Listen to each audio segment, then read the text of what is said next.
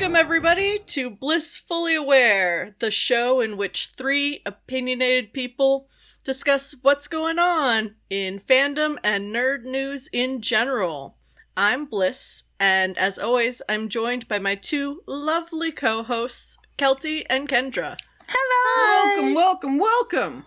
Damn. I don't know, I wanted to do an echo effect on your intro, but I didn't want to step all over your line, so... Well, I appreciated that. We need to get one of those, soundboards they have, on, like, radio shows? Yeah. You mean the autism hate machine? We should definitely be basing the aesthetic of our show on morning talk radio. No. Oh my god. That's a very hip and modern reference that all the kids will be into. Oh my god. Morning radio is a fucking trauma. Anyway, moving on. Well, how was y'all guys this week? It was very good. We had a cute little Valentine's Day date. We did. We went on a date. That was going to be my happy. Went to an art show. One of my coworkers. That's also happy. Had dinner with my dad. Yeah, we had a really exciting week. We had a busy weekend. Yeah. For us. Yeah. How about you?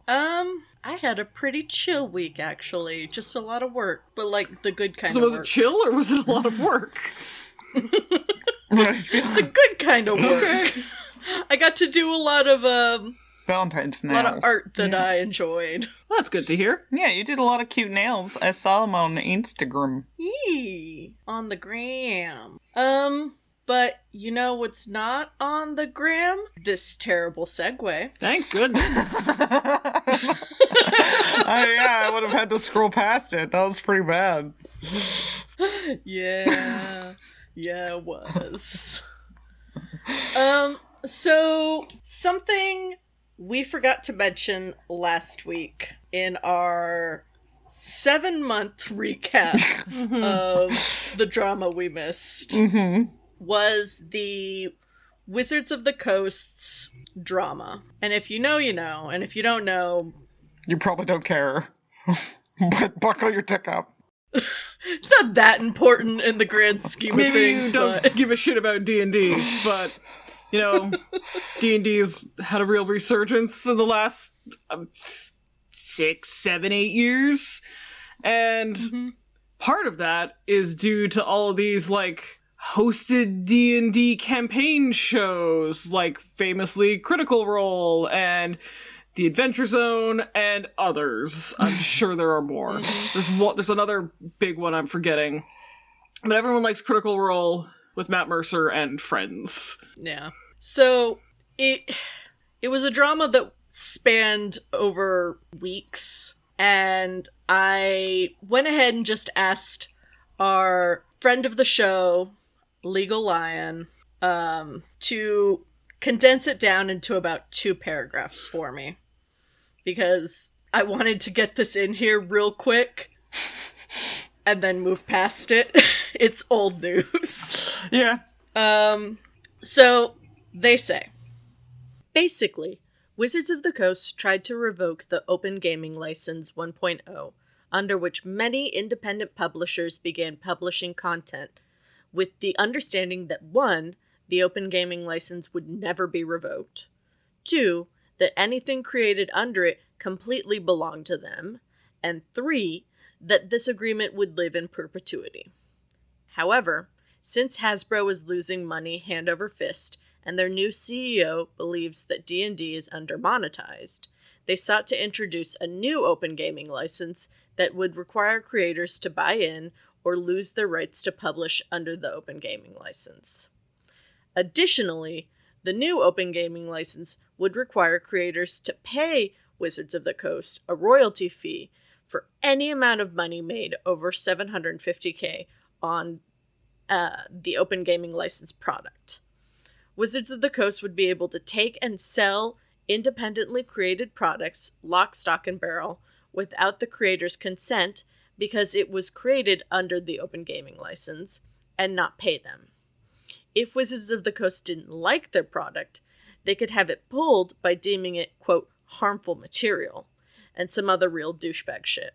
The D&D community revolted, though, by telling everyone to cancel their D&D Beyond accounts, and holy shit did we cancel.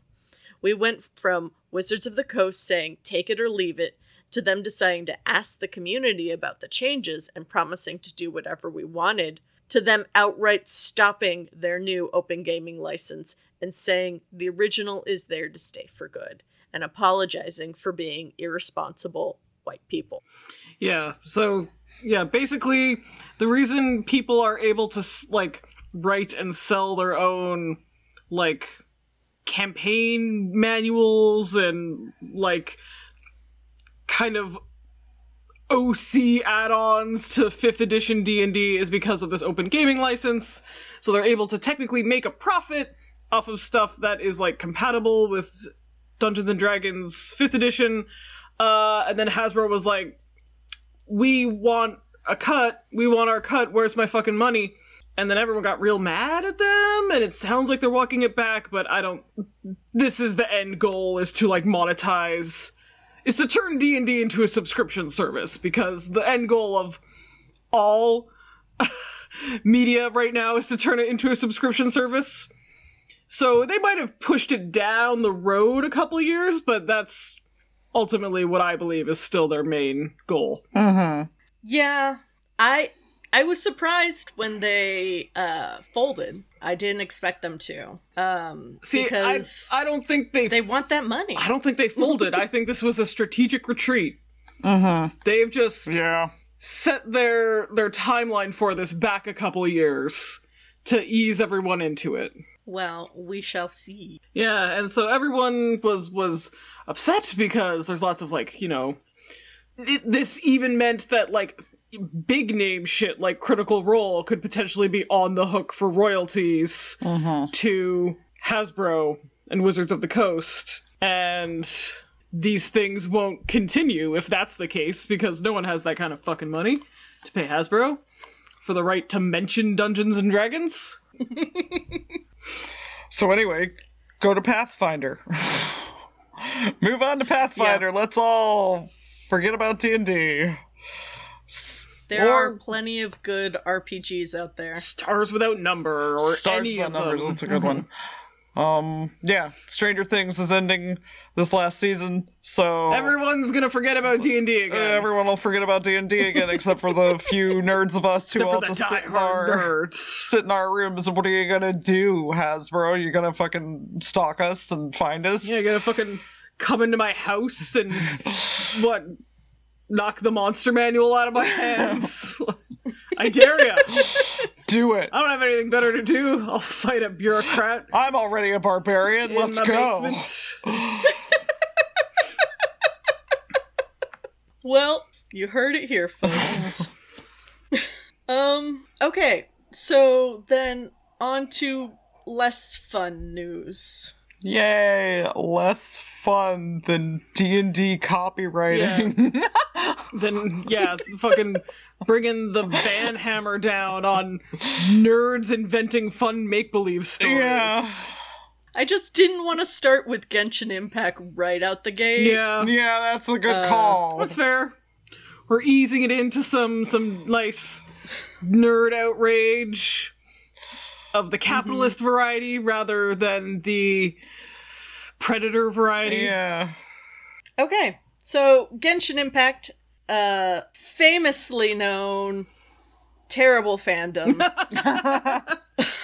Terrible game. And it came out of fucking it just happened a couple years at ago, and least it's just in the, like, English-speaking fandom, it fucking hit a tipping point, like, overnight. yeah, it was just an immediately horrible time for everyone involved. I get that, like, in the Chinese-speaking world, this had been a big deal for a while, but man, it just took over overnight in English-speaking nerd fandom.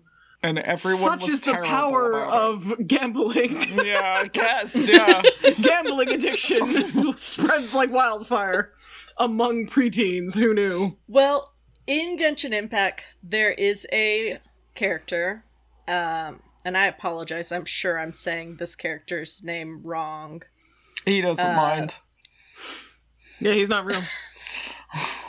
The character's name is Tignari? Okay. Maybe. Close enough. Something like that. And their English voice actor's name is Elliot Gindi, I believe. We'll just call him Elliot. How about? Mm-hmm. Yeah. They came into the spotlight this week for some not fun reasons. It's an unfortunate circumstance for them. So, Elliot.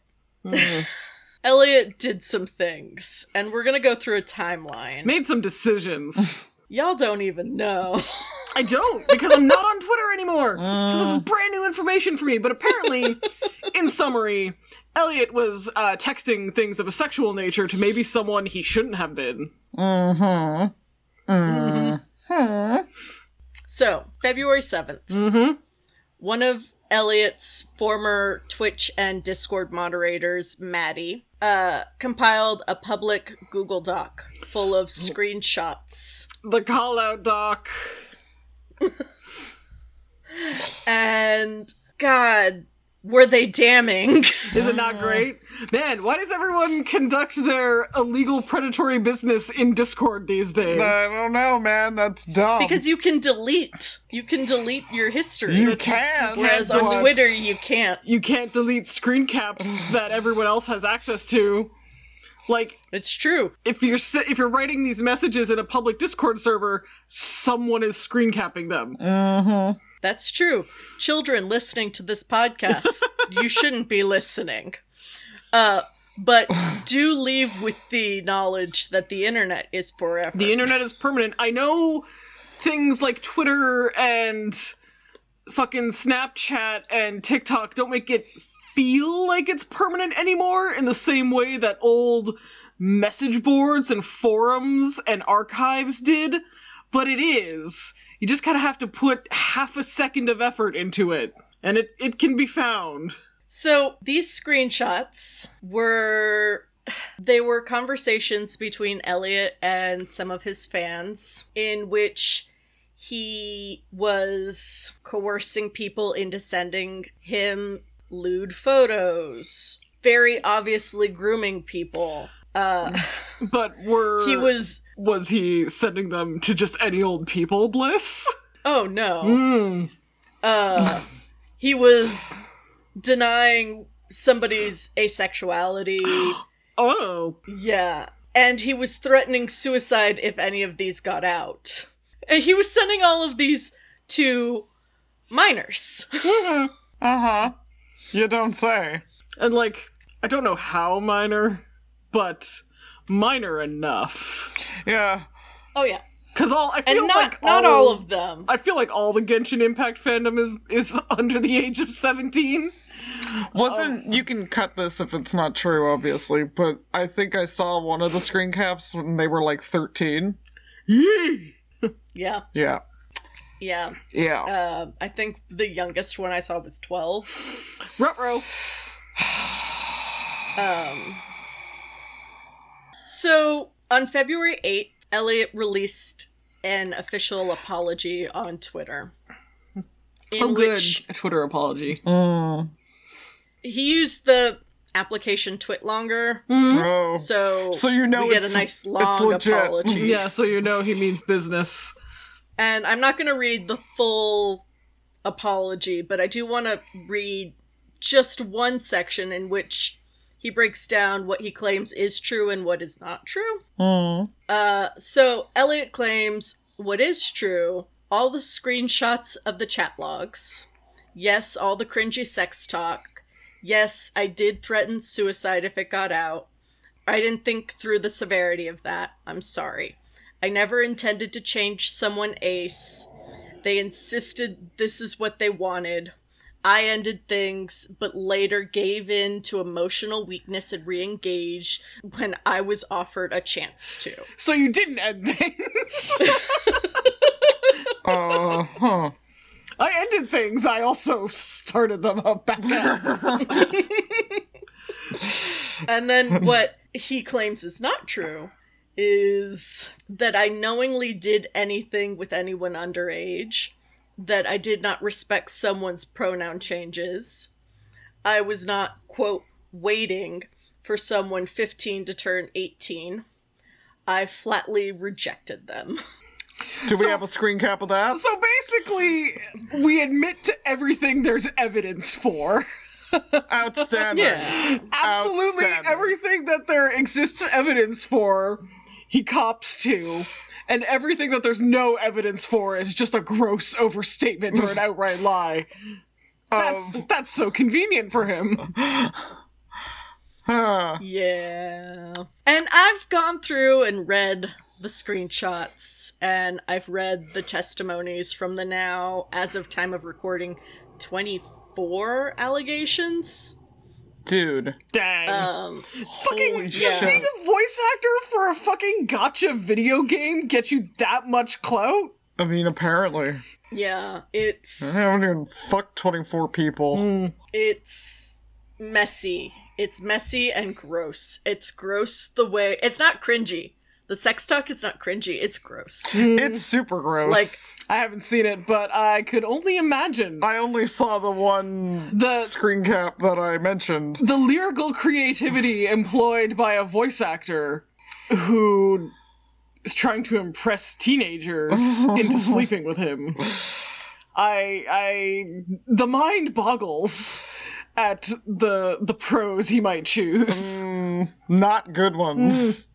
I mean, is there good pros for that? I mean, yeah, I'm under the impression that sexting is always kind of cringe unless you're really horny, and then you don't care how bad it is, because you just want to come. Yeah. Kind of like dirty talk. I don't think there's such a thing as good dirty talk. There's just, you're in the right frame of mind to hear it. Yeah.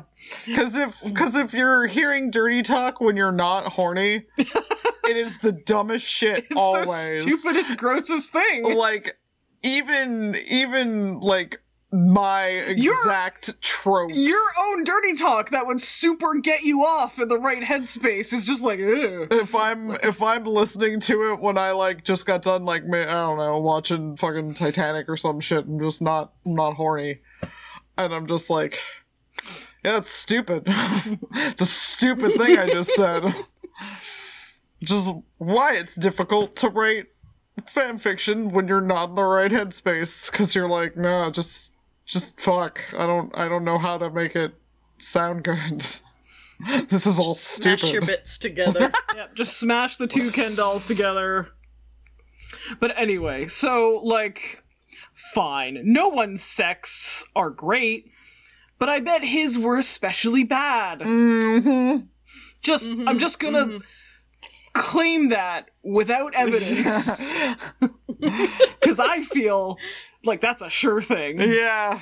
Oh, yeah. Well, and he also claimed in his apology that he was going to work on himself. Oh, who gives a fuck? Who gives a fuck about you? It doesn't, in my opinion, ring sincere. And to be clear, No. he was sexting with fans, underage fans. Yes. Yes. Uh-huh. Yes. So people who knew him as the voice of this character, and that was his giant air quotes claim to fame. His in would be, apparently, a fan would send him fan art or want to talk with them, and he'd start out just wanting to be their friend, and then the way that all grooming goes, oh, you're so mature for your age. You're so different than the hundreds of other fans I talk to. And then it just gets terrible from there. And it gets The worse. appalling thing is, it does get worse, Kelty. He's still talking to people. Outstanding. He's still messaging people, threatening to commit suicide, or threatening people that if they come forward, that he's gonna do something. Look at him working on himself! Saying, yeah. He is making burner accounts, apparently. Oh, good. Harassing victims, and of course his fans are also harassing Maddie, the person who compiled the Google Doc full of screenshots and has been compiling all the testimonies in one place. Wow, how convenient. The Genshin voice acting community has been... That's a stupid term. Stupid thing, Yeah. that It's a is. stupid thing that has to exist.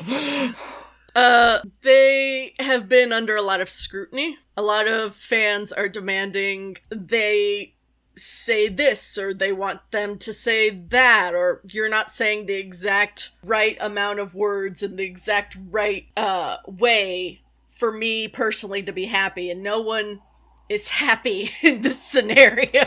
No, good. Yeah, this isn't about anyone's comfort or happiness except for the victims of his. Yeah. They don't actually have to please anybody in this situation. No. So Kotaku even wrote an article about this. No! Because of course they did. Kotaku yeah. is in on it! Oh no! boy. Now it's real journalism.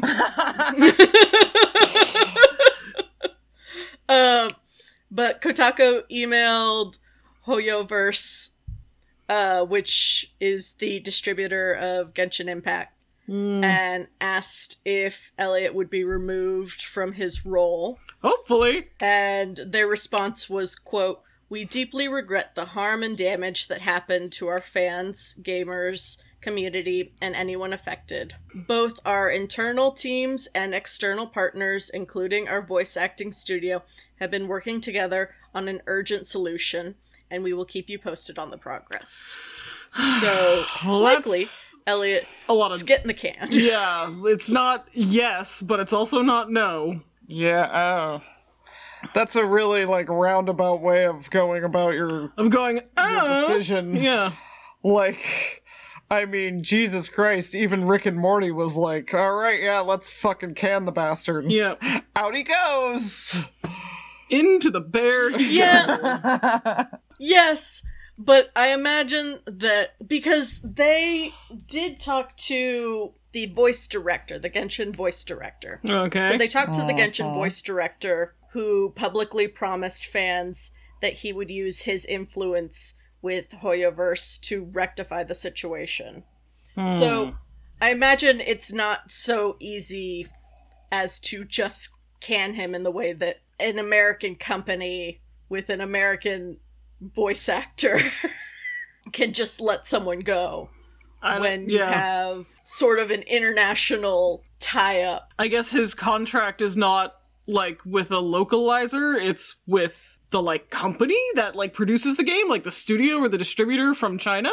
I guess so. I have no idea. But, like, yeah, I guess they're just doing their internal investigation so that there can be no doubt that they absolutely have cause to fire him, and then he's gone. Hey y'all, this is Bliss. Quick update. I just wanted to let y'all know that as of the 16th, Genshin Impact has announced via Twitter, "Dear travelers, after communications with the voice recording agency, we hereby confirm that Elliot Gendy, the English voice actor for Tignari, will no longer be voicing the character in subsequent versions due to breach of contract." So, he has been canned. Anyway, back to the episode. And I mean, unfortunately, Elliot's far from the first voice actor to pull this stunt. Mm-hmm. It's like a weird, like, attainable level of micro-celebrity that, like, is normal enough that fans can, like, theoretically get in contact with them, but I guess close enough to something cool that they like that it feels kind of neat and weird and different. Yeah, I guess. Yeah. It's just really disappointing. Like, I know I've said it before, but voice actors are buck wild. Yeah. They'll be either the, like, nicest people in the world, the nicest, normalest folks, or they'll just be rabid monsters. And just have, like, a wildly overinflated opinion of themselves. And it's like, man, you said some words for an anime. You're not that hot. Yeah. Not even the original words. Just the English words. You're a dub actor. So that's great. Oh, I just anything that takes Genshin Impact down a peg. Mm-hmm. It's horrible that it had to be in such a disastrous, harmful way. Mm-hmm. It's horrible that people are now out there harassing these victims and the people disseminating this information, but I would expect nothing less of this group of people. Nope. Oh, absolutely not. I don't have words for the Genshin Impact community. They sure do know how to put fandom through its paces. Yeah, just routinely one of the worst. One of the worst. Yep. Oh yeah. In their treatment of each other and also everyone around them. Oh yeah. But my heart does go out to the victims. God, yes. of Especially, God, yeah, because they're young fucking kids. And they thought that they were gonna. It was a cool thing to like meet a semi-celebrity. Someone who was in their cool fucking video game that they love so much turned out to be a real creep, and that sucks the first time you learn that. Yeah. Even if there's no predatory behavior involved. Yeah. Mm-hmm. It makes me long for the days when The internet fandom didn't exist. wasn't. Well, yeah. Yeah, it kind of does. But the ability for fans to connect with, especially fandom fans, Yes, like Yeah. capital F fans. to connect with the object of their affections. Wasn't so Let's easy. say. Yeah. Yeah, when there was So easy. when there was just a little degree of separation. Yeah. Mm-hmm. And now it's like normalized that everyone's just a person you could tweet at if you want to say hi. And in some ways, that's great. And in some ways, it's really not. Yeah. This is why I still maintain like never meet your heroes.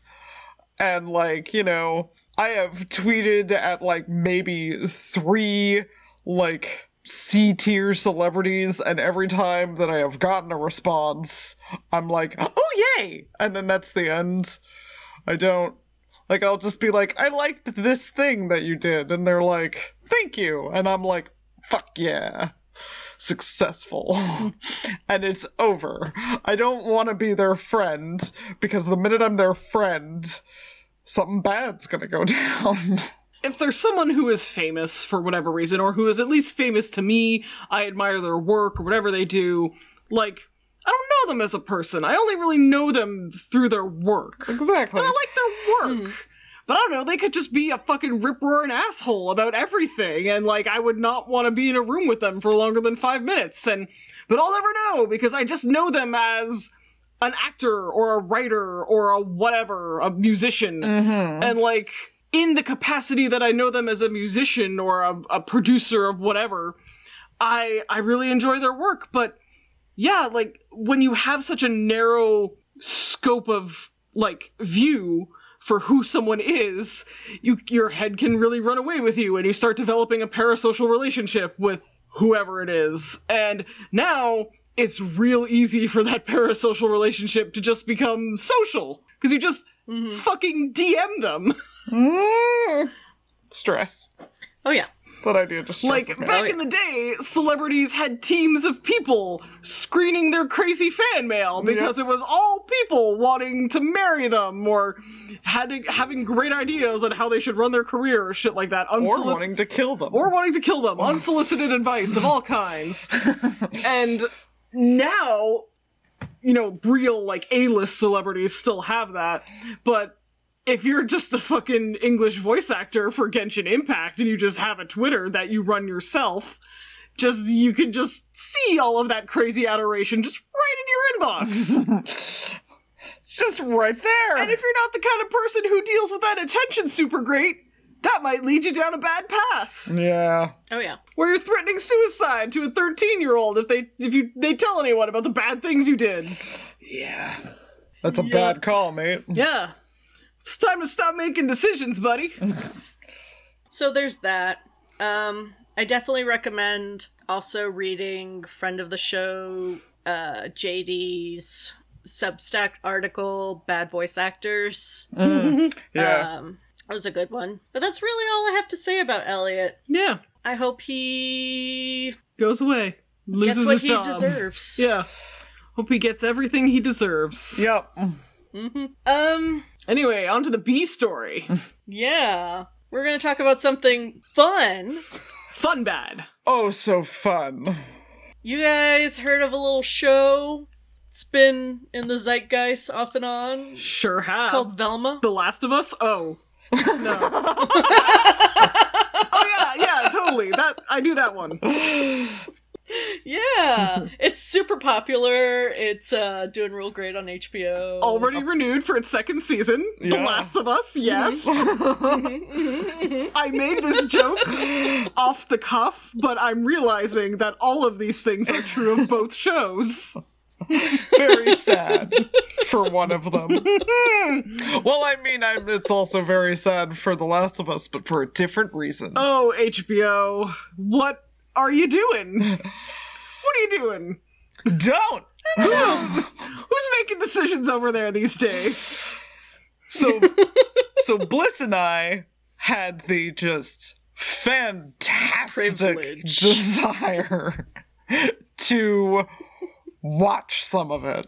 Yes, For and some reason. I did not. I haven't seen any of it, so I'm going to be the straight man. You guys are going to tell me all the whack shit that happens in the show, if it's as bad as everyone says. And It is. I am going to react sight unseen. All I know is that everyone hates it. Yeah. No one likes it. It's bad. Yeah, it's bad. Anti-woke people don't like it. Woke people don't like it. Scooby-Doo fans, which apparently there are just scores of, unbeknownst to me, Everyone is a don't like Scooby-Doo it. fan. I mean, sure. But it seems no one likes it, and yet it persists. Yep. Mm-hmm. That's really how it goes for a lot of things these days. So you're gonna lay it all on me, and I'm gonna try to make sense of this, all of the choices that led us to this show being greenlit and written and animated and voiced and released. Yes. I have one specific thing that I hate and I'm going to talk about, but Bliss, you can take if you would like to begin. I would like to begin with just my utter bafflement at the casting in the show. Right? It's fantastic. It's great. The casting in the show is fantastic. I don't understand For why. for this show, it's Well, there's a lot of big names attached to it, and like one of the vibes that I got from like just the general reaction that I saw was that it really gives off the appearance that until perhaps rather late in production, this was not a Scooby-Doo cartoon, and it was hastily retrofitted to be part of the Scooby-Doo IP, quote-unquote, in order to have some kind of brand recognition so that people would watch it. Well, I do know that the Scooby-Doo IP, like, brand was like, you can't have the dog. You guys are, we don't like this. So you don't Scooby-Doo, get Scooby-Doo. the character is too pure to appear in this, whatever. Well, basically because the brand is the dog, because it's Scooby-Doo, where are you? It's not like, Fred and his friends. Mm-hmm. So... So they were just like, no, you don't get to have the dog. I guess you can have the names and their outfits and nothing else. And not even their names. For Shaggy, really? fucking Norbert. Norval. His name is Norval, which is his real name in the canon. But that's his square name, man! Exactly. My Shaggy impression is lacking. Yeah. Not my greatest. Like Scoob! Like Scoob. That's my name! That's my square name, Scoob! Like I said, I am of the belief that everybody is a Scooby-Doo fan. They might not realize how much until something like this show is thrust upon them and they're like, but why? Why did you ruin this wonderful thing from my childhood? Which, is always a silly feeling. But you have it. And you're allowed to have it. And I had it. And I did not enjoy having it. So... So, Kelty and I sat down and watched this. Watched the first 2 episodes. Mm-hmm. So you guys contributed to its renewal. No, we didn't. I know. Well, it already had been renewed by then. I know, I'm just giving you all a hard time. So, it's a gritty take on what if Velma was a bitch and hated Daphne and tried to murder her in the first opening scene. Yeah, that was weird. Oh! Yeah, that kind of came out of nowhere and then was like, LOL JK, and they moved on, and There's already a dead body in Velma's locker. Whoa, that's a twist. Yeah. Oh yeah, because there's a murderer, and like Velma's kind of being framed for murder. Yeah. But also, she's like having a psychotic break, and maybe she is actually the murderer. Well, you see Kendra. Yeah? When she goes to solve a mystery, Yeah? she could have a heart attack Like because of any trauma mystery? she experienced. Any mystery. Like, what if she misplaces her keys? She literally had attack. a moment where she was having a heart attack, and she's like, but I just asked a question. So we were like, oh. So, like, any mystery? Yeah, any mystery. Wow, that seems like a really fatal defect for our main character to have. It's an interesting flaw, if a little on the nose, but it is a Scooby-Doo cartoon, so it doesn't sound terrible yet. For the premise of our character, she's a mystery solver who can't solve mysteries. That seems like a pretty solid internal conflict to set up. Oh, Kendra. Well, I'm trying to give it the benefit of the doubt. I mean, the fact that she is otherwise unlikable and trying to murder her classmates, despite the fact that she doesn't want to be a murderer, or is worried about being framed for murder, or something. Anyway, continue. Maybe this will all tie together in a nice, cohesive narrative way. Oh, Bliss, Lay it she on has me. such hope. Lay it on me! So she gets arrested. Mhm. Forgive me, fans of Velma, if I get any of this wrong, because We just All don't care. one of you. We just don't care. it's been a couple days and I truly don't care. So she gets arrested and is told that the only way that she is going to, get out of being arrested, like officially indicted for murder or whatever, is if she can solve this murder. Yes. Yes, the cops ask her to solve the murder for them. For them. Got it. I mean, not how police procedure works, but it is a Scooby-Doo cartoon, so that's a good inciting incident. Now our character has a mission. 24 hours to complete. Okay. There's a ticking clock. You always have to have a ticking clock. Apparently. Otherwise, your audience gets bored. Oh, Yep. no, too late.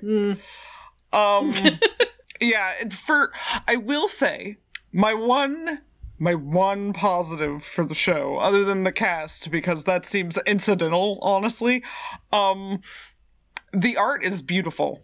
It's gorgeous, and I am very sad that so much money went into this animated project that no one should bother watching. And not in cartoons that really deserve bigger budgets than they get. Something that's not a Scooby-Doo knockoff, but like a license. Insult. A honestly. license knockoff. Yeah. That is bad and exists only to. I don't know why it exists. Again, because the HBO Discovery buyout and the like absolute decimation of their animation studios. Maybe this is like a producer scenario where they're trying to release something so bad that the insurance pays it off. Maybe. But they got renewed for season 2. Well, yeah, so... because like the producers, it was an unexpected hit. Yeah. Oh. That makes me a little sad. So what happens next? Yeah. So you find out that there is a mystery surrounding Velma's mother's disappearance. Okay. Her father is a sort of deadbeat. He's a lawyer, but he's incompetent, and he knocked up a waitress who lives with them. All of this is very incidental information, but I'm trying to Trying to remember. wash this all back to the forefront of my brain. So, fucking fast forward. You follow Velma and Norville, who is Shaggy. Just gonna call him Shaggy. I don't give a fuck. It's his Who name. is 100% just a cuck square. Weird. Like, he is a beta male cuck square. He doesn't like drugs. He Simps for Velma. simps for Velma. He gets cucked in the second episode. Weird. And it's just, it's a weird choice for Shaggy's character. I mean, I had heard that, and what I was expecting is for it to be funny when eventually he becomes a big stoner. I don't know, like, that's not a super creative thing to do with that character, but it is at least a joke. Mm-hmm. That's something the show is lacking. Yeah. Yeah, I didn't, like, I laughed one time, and it was because of the animation. Like, it wasn't even a line. It was just a facial reaction that happened in a different scene. And I don't even remember what it was. I just remember laughing at the facial reaction. But yeah, no, I don't remember laughing at any of the jokes. Did you laugh at any of the jokes? Did we laugh at jokes? Were there jokes? I mean, you summed it up. There were weird conservative dunk on the wokies jokes. Yeah. But the conservatives aren't watching Velma Because it's race bent. it's too woke. Yeah, because there are characters of color, I guess. And, like, hot take, potentially, I think there are some characters where their ethnicity or race is too much a part of their character identity for it to be, like, changed and for that character to remain the same. I don't think any of the Scooby-fucking-Doo characters are that, though. I think any of those characters could be made any sort of ethnicity or race, and they could fundamentally remain unchanged. They're not super deep, complex characters. No, the characters themselves could remain the same, although I would say that if you were gonna do a gritty remake about crime-solving teenagers who showed up at crime scenes, and you race-bent the characters to not be white, do something with that. Yeah, like, that could be an interesting, giant air quotes, woke subplot of some sort. But like, then they didn't. This is not It's true. the 60s anymore. This is a time where law enforcement and its relation to people of color is very in the spotlight of our collective consciousness, and it's being revealed to be violent and bad and imperialist and less than ideal. So we could do something with that if you wanted. But they didn't. But they didn't. No. Like, when Bliss and I were first watching it, we kept saying, that's not a joke, you just said it. 'Cause, like, it's not a joke, really, to point out a thing that happens just to say a commentary. Like, it's not a joke. That's just... No, pointing something out is not a punchline. Yeah. Actually. And so it's like... It is just an observation. They would just have a line, and I can't even think of any now because it was just so forgettable. None of the jokes landed. None of it made sense. The first episode ends with Velma breaking into Freddy's mansion, assuming that Freddy was the murderer. And because he's a straight Freddy white gets male? arrested. Well, because he has a piece of evidence on him. Okay. Well, because, again, what I heard was that they were like, Fred's character is like toxic masculinity, maybe? Is that anything? But then they, like, don't do anything with that? That's actually the one thing that I want to talk about, if I may, Bliss. Uh-huh. The story beat of Fred. So, he has the evidence, and they hire Velma's father to be his defense lawyer. So, they're like setting up a defense for Fred, and for a minute, it almost seemed like it was gonna make sense, because they were like, we're gonna defend Fred by saying it couldn't have been him, because look at what a sweet little boy he is. And it's like, haha, that's funny, I guess, because white men get off with a slap on the wrist whenever they do anything horrific.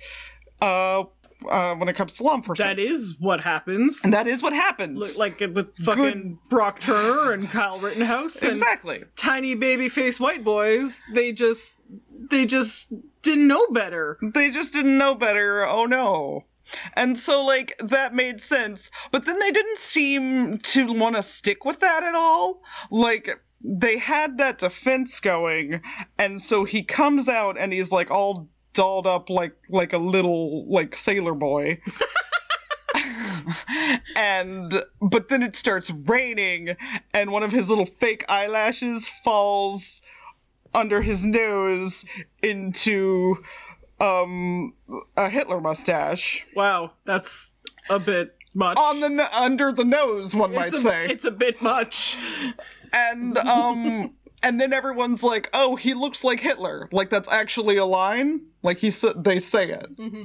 And yeah, it just. In case you didn't grasp that. They just point out the subtext and they're like, look, subtext! Yeah, no, that's what I mean by, like, it's not jokes. They're just like, look, subtext, and we're like, and so then everyone turns on him? Yeah, so then everyone turns on him. Then again, they're in the court, and, like, they prove that he couldn't have done it because he can't even use a knife to cut his steak because he makes his mom do it. And so then everyone's like, oh, it couldn't have been him. You're right. He is just a sad, poor little white boy. But then his masculinity gets threatened because everyone's calling him a poor little baby loser boy.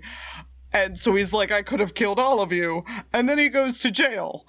And so it's like, what were you wanting to say?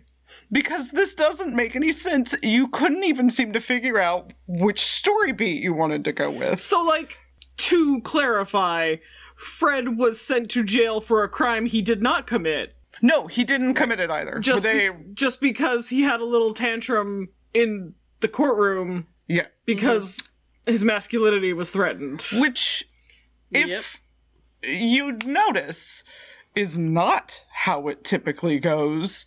When law enforcement is with white men, or really when anything happens to white men. We had a man cry his way through how much he loved beer, and now he's a Supreme Court justice. So, I really don't think the show itself knows what it was trying to say with this joke. I honestly think... But is it a joke? Is it a joke? Or is it just a bunch of... question. Is it a bunch of stuff that happens? It's a bunch of stuff that happens. Well, like, with the story beat, I don't think they understand what they meant. I think that two different people wrote two different story beats, and then they just merged them together and were like, good enough. Because they didn't have anything else to pad the story. Because nothing happens in that show. I watched an hour of it, but nothing happened. Because, like, I could tell you the whole plot, but, like, why bother? Because there is no real plot, and it doesn't make sense. No, there wasn't any payoff. There wasn't any flow. And I mean, that's not to say... No, I mean, I guess that is to say that the show is bad. But that's not to say that making a gritty remake of a Scooby-Doo show is impossible. It's not. Do you remember the gritty Venture Brothers parody? Yeah, Venture Brothers did one, and that was hilarious. Funny. They were all based off different serial killers. I would have watched a whole show based off of that. Yeah, it was funny. And then Kevin Smith did it for a 5-minute scene in was it Strikes Back? Jay and Silent Bob Strike Back. The Scooby-Doo bit? I don't know if it's gritty reboot. It's just more that they all canonically smoke weed and Velma takes her top off and is a lesbian. Yeah, that's all I really needed out of the original, though. So I don't know if that's the same as a gritty reboot, but... I mean, whatever. It was an adult version, quote-unquote. I mean, I don't think Scooby-Doo, of all things, is the thing you want to have a serious adult reboot for. And if you do, the original show's kind of goofy. It's kind of silly and goofy, and, it's a comedy, you know? Yeah. So if you want to make it adult, just have them smoke some weed and say the F word and solve mysteries. Yeah. Like, there doesn't have to be trauma and horror involved and murder. Well, because there wasn't ever any murder in the show, and, like, you could still make that like realistic and dark. Have them do white collar crimes. Yeah. Well, I mean, they did. It was always just taking down the man, which was super hot for me. Anyway, so yeah, Velma bad. Velma fucking bad. I mean, yeah, Velma bad. Don't recommend. Yeah. 0 out of 10. Do better. On the other hand, though, HBO, good job with The Last of Us. Yes. Keep so doing far, that. That keeps hitting. I wanted to die about Henry and Sam. All over again. It's been almost 10 years. It is my weakest point, I think. In the first game, it's the thing that gets me the hardest. And so I went into it knowing I was going to fucking, like, just sob my face off. And then I sobbed my face off way harder than I was even expecting to. So that was a good time. I very much enjoy crying. I read the worst opinion piece, really, today, actually, about that episode, in which they were like, it was a real missed opportunity on HBO's part to not just let Henry and Sam have a happy ending, because they've had real bummers this whole series, and it was, like, earnest. Maybe The Last of Us isn't for you, man. Maybe this show is not for you, man. Because we haven't even fucking gotten started, baby. We haven't even put the car in gear. Yeah. We are idling in the parking spots. Yeah, like I said, it's my weakest point, but I have specific issues. Trauma related specifically to a situation similar to this one. Yeah, it is by no means the saddest moment in the story. No. Shit, it only gets worse. I mean, in terms of overall between the two games, it might only break the top 5. Oh, between the two games, it doesn't even break. Yeah, it's not my saddest moment anymore. 2 games. If we're doing both games, we're including that. part 2. But yeah, yeah, I don't think that The Last of Us is for you, man. I guess we need. Yeah, God, we'd had a real bummer. I guess they misled them with what they thought the show was going to be with Bill and Frank's episode. Yeah. Of just, like, the one happy story in the apocalypse. Yeah, and I have news. That doesn't happen in the game, Also man. not in the game. Yeah, they took the happy story that you thought was owed to Sam and Henry and gave it to Bill and Frank instead, because they also have a sad ending. That's real. It's weird that, like, sad. a double suicide is a happy ending in this series. Anyway. It's a dark show. Probably shouldn't watch it if you need a pick-me-up on Sunday nights. Yeah. What are you doing watching HBO on Sunday nights if you're... They probably meant to watch Velma. Yeah. I mean, Velma's just boring. With all of its colors and jokes. All of its really, really funny Landon jokes. Bright colors and catchphrases. But yeah, anyway, I think we talked about the thing. Did we talk about the thing? I feel like we talked about the thing. Episode length's getting a little long. Yeah, true. Okay. Well then, do you guys have a happy for this week that isn't The Last of Us? Yeah, it will, because that's... The Last of Us was super not a happy. Despite how much I am enjoying it, it's not really a happy. Yeah, we just had kind of a nice weekend. We had a nice Valentine's Day date. We went and saw Knock at the Cabin. Knock at the Cabin was good. Which is a film starring Jonathan Groff and Dave Bautista. It's a horror movie based on a book by also Paul brutal, Tremblay. though. Do not go see it if you want to have a uplifting Sunday night. Also, just letting you know that. But go ahead. Based on a book that I read by Paul Tremblay. They changed the ending. I thought they might, because the book ending is a downer, and I didn't think a Hollywood movie had the guts to do it, and they didn't, but it didn't ruin it, as far as I'm concerned. I don't know that it's, like, great, but it's definitely M. Night Shyamalan's best movie in over 10 years. Mm-hmm. Okay. Which is not, It's like... on my list of things to see. Yeah, not, like, a huge bar to clear, but it's more on the level of, like, Signs or The Sixth Sense. Or what Signs would be without Mel Gibson. Yeah, Signs if we could deep fake Mel Gibson out of it. What about your happy, Bliss? I finally watched Black Panther Wakanda Forever. Oh, How was did you it? enjoy? I liked it. I cried a little. Mm-hmm. It was a little all over the place.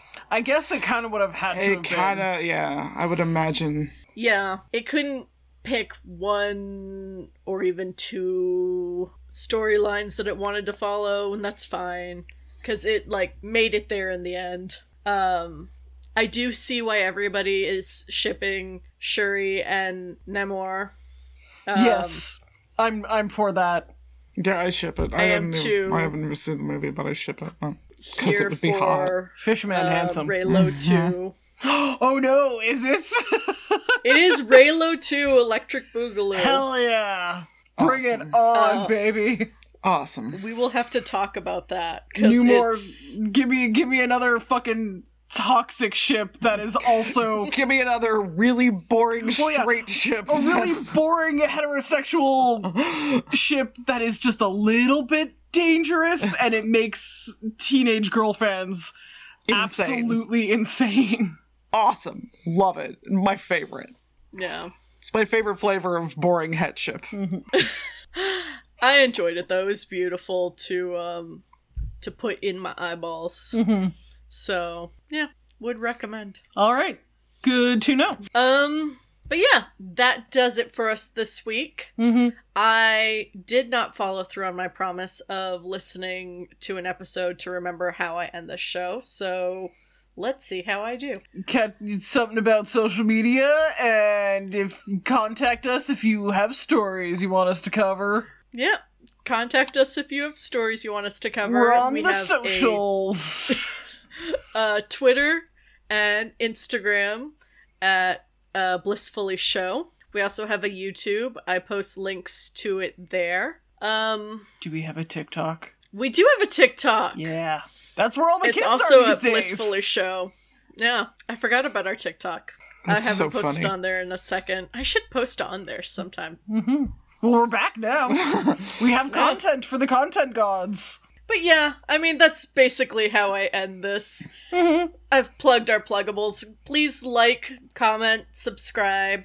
I really appreciate all the sweet comments and warm reception we got back. Aw. People even commented and let us know what they were up to the past 7 months. Aw, which I thought that's was sweet. really sweet. That's so cute. Mm-hmm. We Yeah, appreciate I love hearing y'all y'all guys' happies. who like hearing us talk our dumb opinions. Yeah, I always feel like I'm just hanging out at a bar with my friends and getting real fandom drunk again.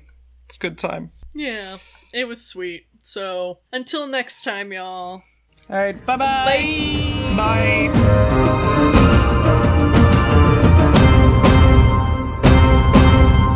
Yeah, that's the thing, is that we've fucked society's algorithm.